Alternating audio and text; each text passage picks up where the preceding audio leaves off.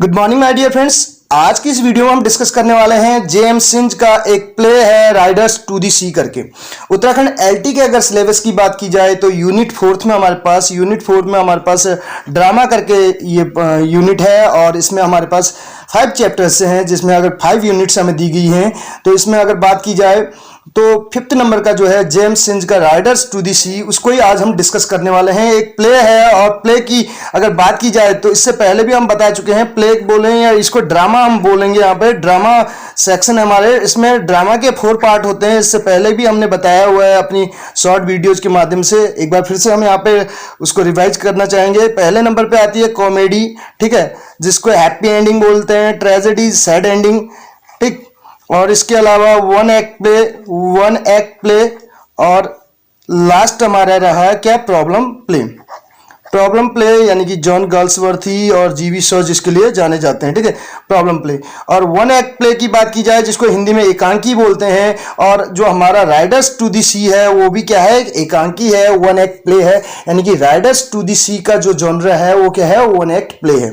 तो स्टार्ट करेंगे इस वीडियो को। और इससे पहले अगर लास्ट कल की बात करें तो उसमें हमने कल्लू करके इस्मत चुगताई का वर्क जो था उसकी एक वीडियो तो एक्सप्लेनेशन से रिलेटेड अपलोड कर रखी है, और दूसरा जो है एमसीक्यू से रिलेटेड वो वीडियो आपके लिए अपलोड की हुई है, आप उसको भी वॉच कर सकते हैं।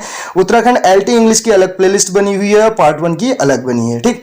और रही बात जो साथी हमारे पीडीएफ नोट्स के लिए कह रहे हैं, तो वीडियो के अंत तक बने रहिएगा, इसके बारे में डिटेल में आपको पूरी इंफॉर्मेशन दी जाएगी। अगर आप इंटरेस्टेड हों तो आप जो है फिर उस नंबर पर कॉन्टेक्ट कर सकते हैं, सारी चीज़ें आपको प्रोवाइड की जाएंगी लेकिन वीडियो के अंत में। तो स्टार्ट कर रहे हैं। बात करें जेएम सिंज की, तो जेएम सिंज का फुल नेम क्या है, एडमंड जॉन मिलिंगटन सिंज करके है, ठीक है, एडमंड जॉन मिलिंगटन सिंज करके, ठीक है, ये इनका फुल नेम है। और इनके लाइफ स्पैन की बात की जाए तो इनका जन्म हुआ है 16 अप्रैल 1871 में, ठीक है, 1871 में इनका जन्म हुआ है और 1909 में इनकी डेथ हो गई, ठीक। ये इनका लाइफ स्पैन है 1871 से लेके 1909 तक, ठीक। एक आयरिश प्लेराइट हैं। आयरिश की अगर बात आती है, आयरलैंड की बात आती है, तो इससे पहले भी हम बता चुके हैं आयरलैंड से बिलोंग करने वाले कौन कौन हैं, जिसमें हमारे पास जीबी शॉ हैं आयरलैंड से बिलोंग करने वाले, डब्ल्यू बी ईट्स हैं, इसके अलावा जेएम सिंज हो गए, ठीक है, जेएम सिंज हो गए, सीमस हीनी हो गए, ठीक। इनकी बात हम ऑलरेडी कर चुके हैं। तो ये हमारे मेन राइटर्स हैं या प्ले राइट बोले जो आयरलैंड से बिलोंग करते हैं। जीबी शॉ यानी कि जॉर्ज बर्नार्ड शॉ, और इनको अगर नोबेल प्राइज की बात करें, जीबी शॉ को मिला है 1925 में, डब्ल्यू बी ईट्स को मिला है 1923 में, इसके अलावा सीमस हिनी को मिला है 1995 में। ये पॉइंट्स हमने अधिकतर वीडियोज में आपको कवर करा रखे हैं। और रही बात जेएम सिंज की, तो इनका जो वर्क है यानी कि जो ट्रेजेडी है, ये राइडर्स टू दी सी, इसको हम डिस्कस करने वाले हैं। और राइडर्स टू दी सी को किस में लिखा गया है, इनके द्वारा हिबरनो इंग्लिश में लिखा गया है। किस इंग्लिश में लिखा गया है, हिबरनो इंग्लिश में लिखा गया है। हिबरनो इंग्लिश एक डायलेक्ट है जिसको बोल सकते हैं, कलेक्वल बोल सकते हैं, यानी कि वहाँ की अपनी लोकल लैंग्वेज में हिबरनो इंग्लिश। और ये एरान आइलैंड इसकी सेटिंग है, जैसा कि आपको पता होगा एरान आइलैंड इसकी सेटिंग है। एरान आइलैंड जो है इस प्ले की सेटिंग है, तो इसको हम डिस्कस करेंगे।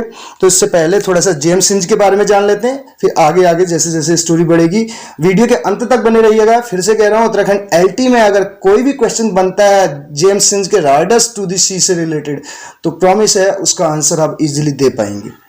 तो इसमें देखिए क्या है, एक आयरिश प्लेराइट हैं, पोएट हैं, राइटर हैं, collector of folklore and key figure in Irish literary revival. His best known play the play of the western world करके है, was poorly received due to its bleak ending.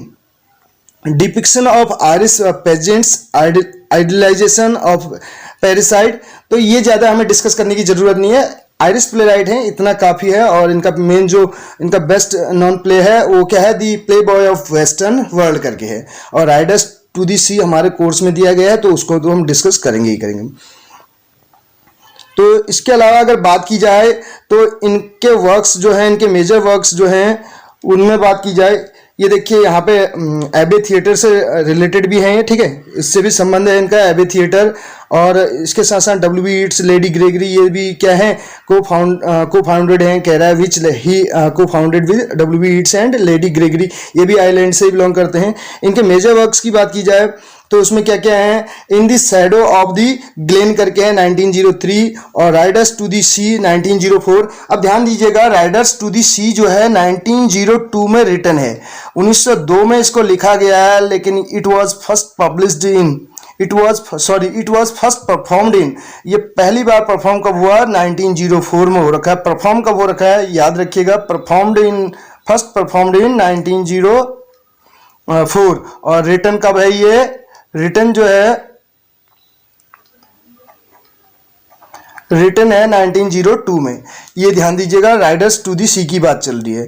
और एक tragedy है, और इसमें बात करेंगे, इसमें जो है लगभग मौर्य करके एक करेक्टर है, ठीक है, मौर्य। तो इन्होंने जो है अपनी फैमिली की अगर बात करें तो 8 मेंबर्स को खोया है, किसमें, सी में, समुद्र में। कितने मेंबर, 8 मेंबर्स को, ठीक है, 8 मेंबर्स को खोया हुआ है इन्होंने अपनी फैमिली का, यानी कि 8 लोगों की मृत्यु हो रखी है उसी समुद्र में, ठीक, वो समुद्र उनकी डेथ का रीजन रहा है। और रही बात तो मौर्य जो है, इनके 8 बच्चे भी होते हैं, 8 चिल्ड्रन होते हैं, जिसमें 6 सन्स होते हैं, ठीक है, 6 बेटे होते हैं, ठीक है, और जिसमें से 5 बेटों की और एक हस्बैंड की डेथ पहले ही इस प्ले के शुरुआत में हो चुकी होती है। इसके अलावा दी वेल ऑफ सेंट्स करके है 1905, दी थिंकर्स वेडिंग करके है 1909। ये तो वर्क्स हैं जो हमने ऑलरेडी डिस्कस कर लिए हैं, ठीक है, ज़्यादा वर्क्स के बारे में हमें नहीं जाना है, हमें राइडर्स टू दी सी की बात करनी है। अब राइडर्स टू दी सी देखिए, इसके बारे में बात करेंगे तो इसमें देखिए पहले नंबर पे, is a play written by Irish literary renaissance playwright. Irish literary renaissance playwright हैं कौन, जॉन मिलिंगटन सिंज ने लिखा है। It was performed in 25 February 1904। ये परफॉर्म हो रखा है 1904 में, लेकिन रिटन 1902 में। ध्यान रखिएगा इस चीज को। At the Molesworth Hall, Dublin, Dublin कहाँ है, आयरलैंड में, by the Irish National Theatre Society with Helen Laird playing Maurya. अब ये क्या है, 1 एक्ट ट्रेजेडी है, इस चीज को आप नोट डाउन कर सकते हैं। 1 एक्ट ट्रेजेडी है, जॉनरा इसका है, प्ले के अंदर अगर बात करें तो ट्रेजेडी है और 1 एक्ट है, ठीक है।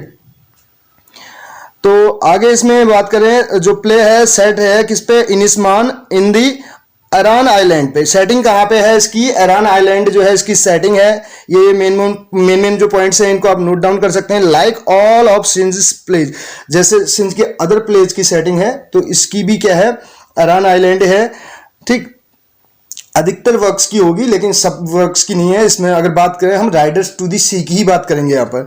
Pledge it is noted for capturing the poetic dialogue of rural island. इसमें क्या है, कैप्चर किया गया है पोएटिक डायलॉग्स को रूरल आइलैंड के।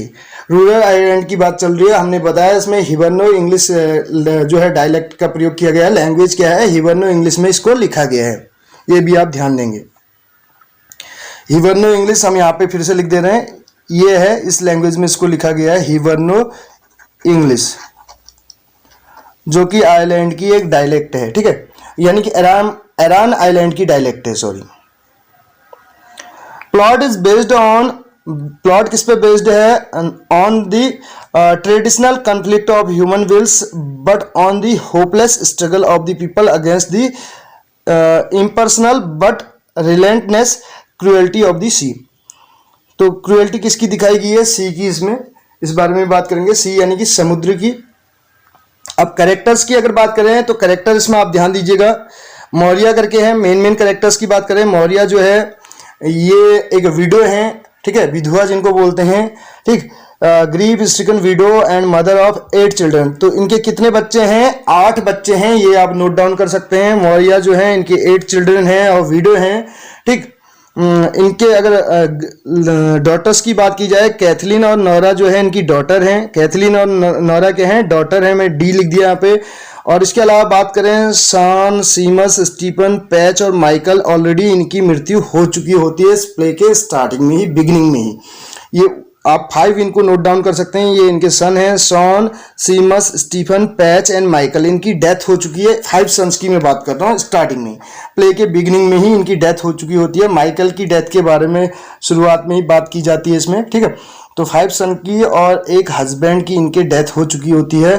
रही बात अभी जो लिविंग सन है वो कौन है, बार्टली करके है। ये लिविंग सन है, एकमात्र बेटा है जो अभी जिंदा है, ठीक है, बार्टली। लेकिन इस प्ले के अंत में by the end of this play he also dies, ये भी मर जाता है, ठीक है। ये घोड़ा बेचने जाता है, हॉर्स बेचने जाता है, तो इसकी भी डेथ हो जाती है घोड़े से गिरने के कारण। ये भी समुद्र में डूब जाता है।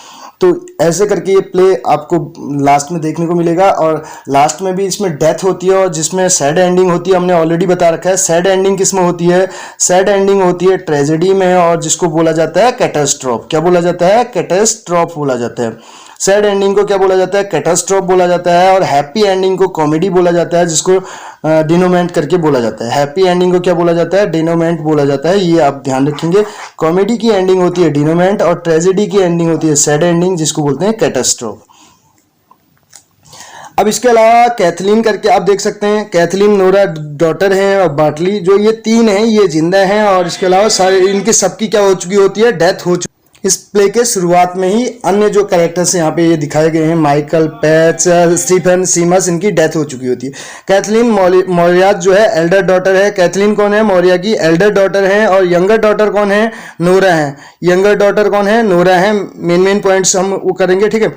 कैथलीन के बारे में अगर बात की जाए, to keep her mother from dying from grief by identifying the deceased brother Michael's clothing, यानी कि माइकल के क्लोथ को छिपाने की कोशिश करते हैं। उसकी डेथ के बारे में इनको पता चल जाता है, लेकिन अपनी माँ को ये नहीं बताते हैं क्योंकि वो ऑलरेडी दुखी होती है बहुत ज़्यादा, ठीक है। कैथलीन और नोरा को पता चल जाता है जैसे ही प्रीस्ट उन कपड़ों की पहचान करने के लिए कहता है, तो ठीक है। तो इसमें देखिए, Nora Maurya's younger daughter helps her sister with their mother. इसके अलावा बार्टली की बात की जाए तो बार्टली क्या है, यंगेस्ट सन है, यंगेस्ट एंड ओनली लिविंग सन। ये नोट डाउन कर सकते हैं। बार्टली जो है यंगेस्ट है, सबसे छोटा है, और ओनली लिविंग सन है, एकमात्र जीवित बेटा है। Has died by the end of the play, और जिसकी भी मृत्यु हो जाती है प्ले के अंत में। इसके अलावा Maurya's son Shawn, Sheamus, Stephen, Patch and Michael as well as Maurya's husband are all deceased when the play begins. जब प्ले की शुरुआत होती है तो ये सब इनकी डेथ हो चुकी होती है।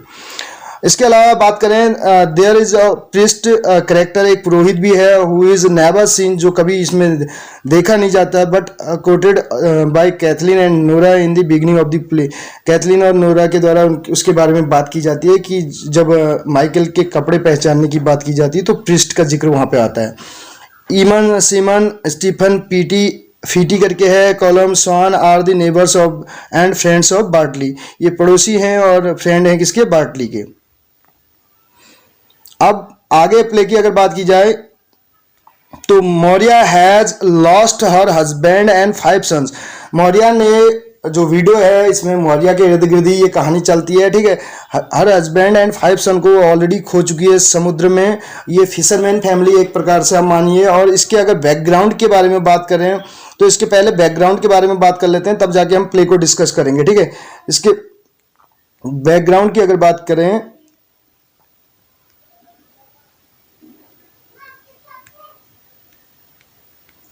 तो ये तो इसका प्लॉट है जो हम यहाँ पे आपके सामने है, ये इस प्ले का प्लॉट है। इसके अलावा अगर इसके बैकग्राउंड की बात की जाए तो इसके बैकग्राउंड में अगर हम चलें तो 1897 में क्या होता है, 1897 में W.B. ईट्स, यानी कि जो फ्रेंड होते हैं किसके, जेम्स सिंज के फ्रेंड और कलीग होते हैं, वो क्या करते हैं, इनकरेज करते हैं जेम्स सिंज को, यानी कि प्रोत्साहित करते हैं, इनकरेज करते हैं, ठीक है।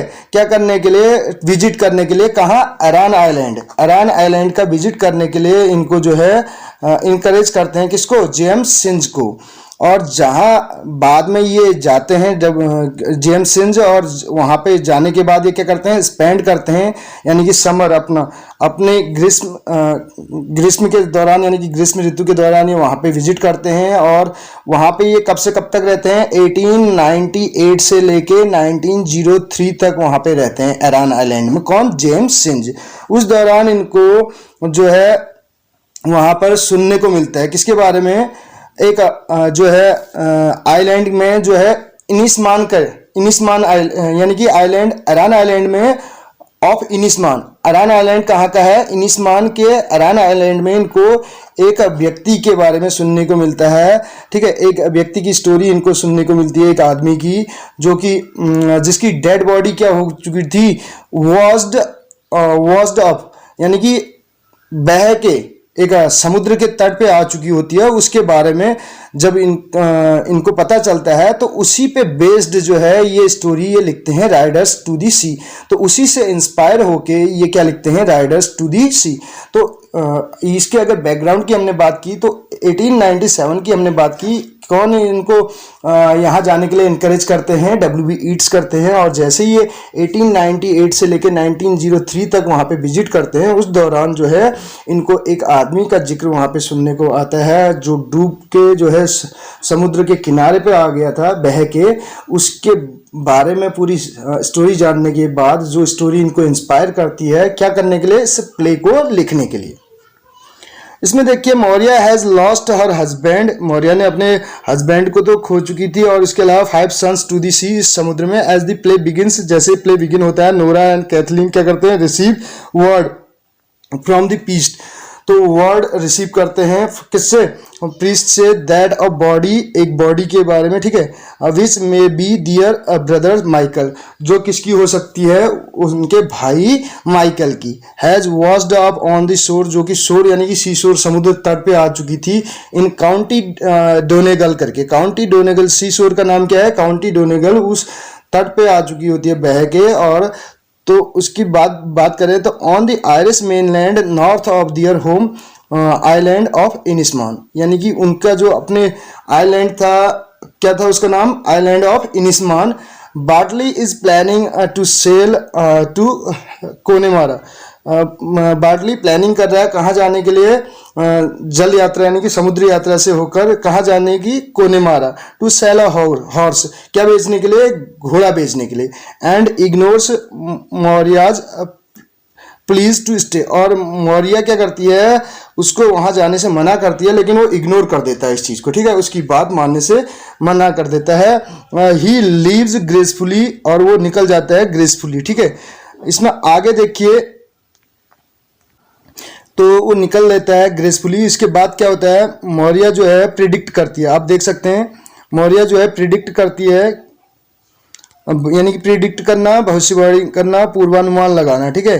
प्रिडिक्ट्स दैट बाय नाइटफॉल, रात्रि तक सी विल हैव नो लिविंग सन, तो रात्रि तक यानी कि आज रात तक उसके पास कोई भी अपना लिविंग सन नहीं होगा, यानी कि जीवित बेटा नहीं होगा। कहने का मतलब है जैसे उसका बेटा घर से निकलता है तो वो ऐसा सोचने लग जाती है कि उसने अपने इस बेटे यानी बार्टली, यानी कि जो ओनली लिविंग सन है, यंगेस्ट लिविंग सन है, इसको भी वो खो देगी, ऐसा वो उसके दिमाग में ख्याल आता है। And her daughters chide her for sending Bartley off with an ill word, और उसकी जो डॉटर्स हैं, जो नोरा और कैथलीन हैं, वो उसको डांटती हैं, फटकार लगाती हैं, क्या करके, यानी कि गुस्सा होती हैं उस पर कि वो क्या कर रही है, सेंड ऑफ कर रही है, उसको विदा कर रही है, किसको, बार्टली को, इल वर्ड्स के साथ।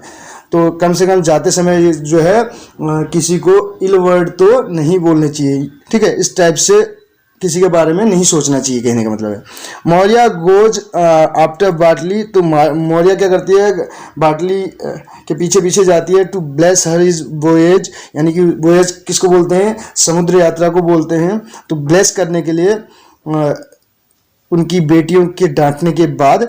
इसके बाद क्या होता है, and Nora and Cathleen receive clothing from the drowned corpse, और नोरा और कैथलीन रिसीव करती हैं, प्राप्त करती हैं, क्लोथिंग कपड़े, फ्रॉम दी ड्रॉन्ड कॉप्स, जो डूबी हुई लाश थी उसके कपड़े, जो उनको पहचानने के लिए बोला गया था। दैट कन्फर्म्स, जिससे कन्फर्म हो जाता है कि इट वॉज माइकल, जो कपड़े थे, जो लाश थी, यानी कि जो समुद्र के किनारे पे आई हुई थी, जिस मतलब डूबने के कारण मृत्यु हो गई थी, वो कौन था, इट वाज माइकल, ये कंफर्म हो चुका था।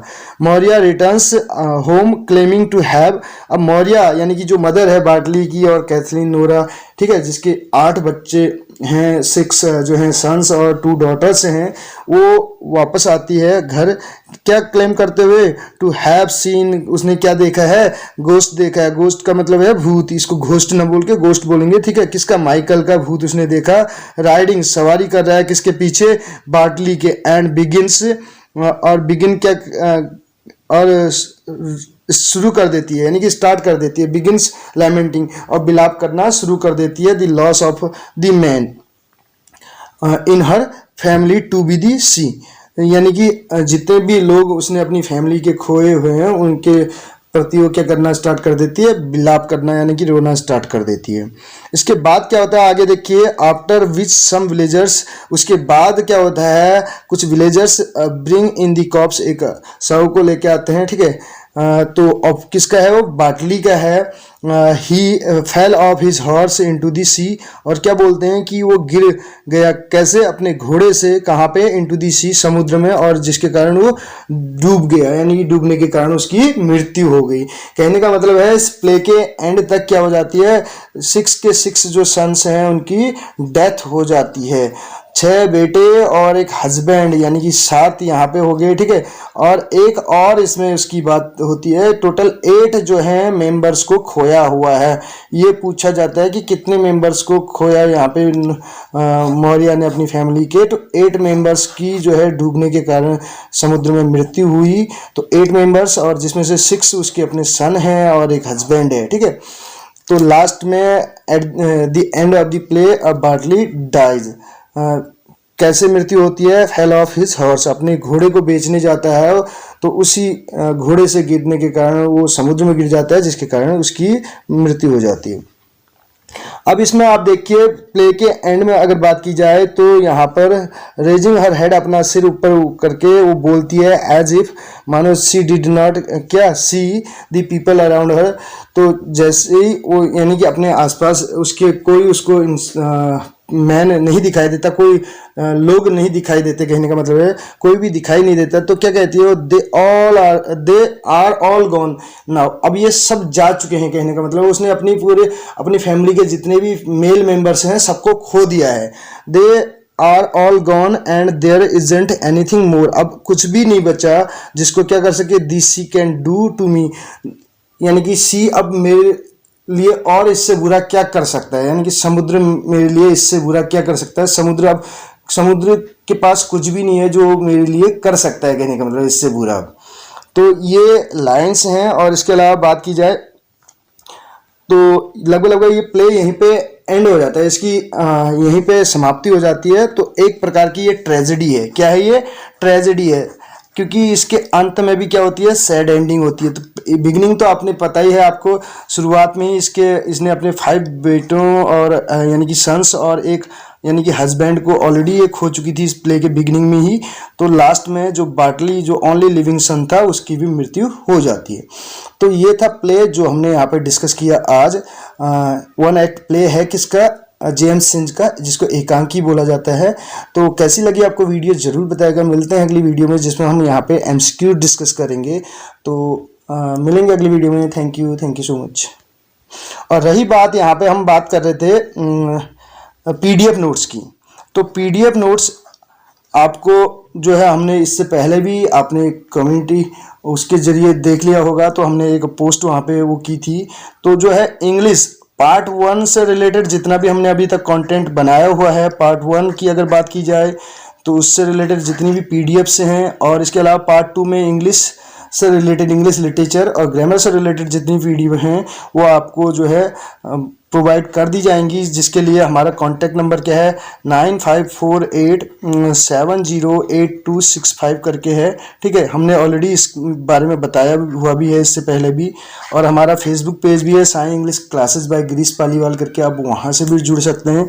रही बात ये टोटल जो है आपको मिलेगा, इसके लिए सिर्फ हम यहाँ पे टाइपिंग चार्जेस आपसे ले रहे हैं 500 रुपीज़, क्योंकि हमें इतना समय नहीं मिल पाता है कि हम खुद से टाइप करें। तो उसके लिए हमें भी चार्जेस देने पड़ते हैं, और कंटेंट जो है खुद से हम चूज करते हैं। उसके बाद जो है पूरा वो भी देखना पड़ता है टाइपिंग के बाद कहीं पे मिस्टेक्स तो नहीं है।